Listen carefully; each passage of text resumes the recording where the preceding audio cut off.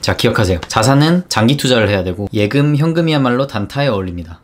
안녕하세요. 제가 어렸을 때 아버지가 회사 앞에서 사오셨던 그 새우버거, 롯데리아 새우버거를 엄청 좋아했는데, 그때 한 90년대만 하더라도 그 롯데리아 새우버거가 한 1,000원대였어요 80년대에는 한 500~600원대. 지금 햄버거 가격을 생각하면 거의 5분의 1 이상? 훨씬 싸죠. 엄청 싸죠. 그 당시에는 90년대에는 용돈을 10,000원만 받아도 할 수 있는 게 진짜 많았어요. 근데 지금은 10,000원 갖고 할 수 있는 게 거의 없죠. 한 50,000원 정도를 받아야 그때 10,000원을 받는 느낌이 들 것 같아요. 지금 용돈을 받은 지는 좀 됐지만 생각해보세요. 한번 생각해보세요. 현금의 구매력이 5분의 1, 6분의 1로 줄었다는 거는 현금의 구매력을 수익률로 따진다면 현금의 가치가 80% 이상 폭락했다는 거예요. 그 수익률이 마이너스 80% 이상이라는 거죠. 그 워렌 버핏이 투자자들한테 보낸 편지들 중 하나를 보면은 지난 47년간 달러의 가치가 86% 하락했다는 말이 있어요. 예전에 1달러만 갖고 살 수 있던 거를 지금은 7달러를 내야 살 수 있다는 거죠. 유효가 표지만 봐도 25년 15센트, 65년 25센트, 2001년엔 3.5달러, 2008년 금융위기 때 4.5달러, 2011년 5.99, 14년 7달러, 2017년 9달러죠. 조금만 생각해보시면 이게 굉장히 무서운 일입니다. 사람들이 재산을 현금으로 쌓아두거나 아니면은 예금, 아니면 적금에 넣어두는 거를 굉장히 안전하다고 생각하는데 장기적으로는 절대 그렇지가 않아요. 그러니까 인플레이션, 그러니까 물가 상승이라는 게 보통 한 번에 확 오르는 게 아니라 천천히 매일매일 매년 이렇게 꾸준히 조금씩 오르는 거기 때문에 생각보다 체감하기가 쉽지가 않습니다. 내가 열심히 벌어서 쌓아놓은 이 돈의 가치가 조금씩 증발한다는 거예요. 요즘은 저금리도 아니고 제로금리 시대입니다. 제로.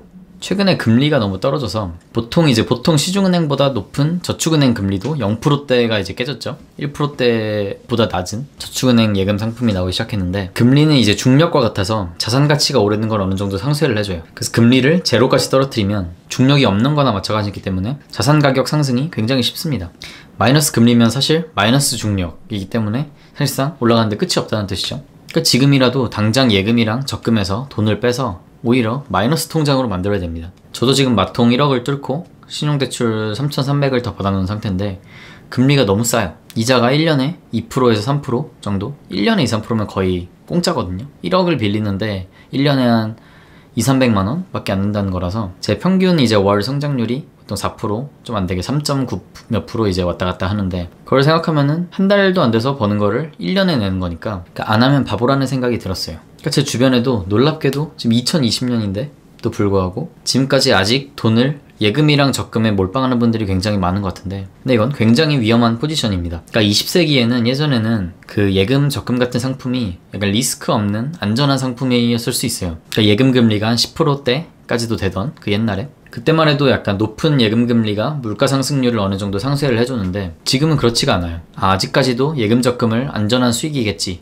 라고 생각하시는 것 같은데, 요즘 시대의 예금 적금은 안전한 수익이 아니라 안전도 없고 수익도 없습니다. 그러니까 리스크 없는 수익이 아니라 수익 없는 리스크예요. 이게 숫자만 안 떨어지고 조금씩 올라간다고 해서 돈이 안전하게 있는 게 아니에요. 돈이 뭡니까? 그러니까 무언가를 사기 위해 있는 종이잖아요. 돈으로 살 수 있는 다른 무언가, 그러니까 그 구매력을 원하는 거지 그 돈 자체를 원하는 게 아니거든요. 그러니까 돈의 가치가 떨어지고 있다, 돈의 구매력이 떨어지고 있다는 상황이라면 돈은 사실상 가만히만 둬도 마이너스 수익을 내고 있는 겁니다. 예금 적금이야말로 은행에서 초고 위험 딱지를 붙여서 팔아야 돼요. 우리나라 부동산 가격이 엄청 오른 것처럼 보이는 것도 약간 화폐 가치가 많이 떨어진 것도 크죠. 미국도 지금 무제한 양적 완화, 일본 무제한 양적 완화, 우리나라도 사실상 무제한 양적 완화를 한다고 하는데, 돈을 지금처럼 전 세계가 무제한으로 계속 찍어내고 화폐 가치가 끊임없이 떨어지는 한 부동산 가격은 계속 오를 거예요. 잠깐 떨어질 수가 있지만 결국 다시 금방 오를 겁니다. 구매력 기준으로는 부동산 가격이 오른 게 아닐지라도 실제 숫자로 보여지는 그 돈의 가격은 오를 거예요. 왜냐?